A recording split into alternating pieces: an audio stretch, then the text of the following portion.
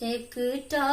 विपत्ति पड़ल घन घोर, मांगत कहीं न हमरा ओर, मांगत कहीं न हमरा ओर, बेसी करहिन नहीं विचार, विपत्ति बेरिया, बेसी करहिन नहीं विचार, विपत्ति बेरिया, सुनहिन अबला के पुकार, तू नहीं करहिन लाचार, करहिन हमरो विचार, विपत्ति बेरिया, करहिन हमरो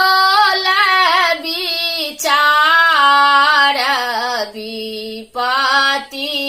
बेरिया। मागे मुनि के सुतल कान, हमरा बना देल तू आन, हमरा बना देल तू आन, हम त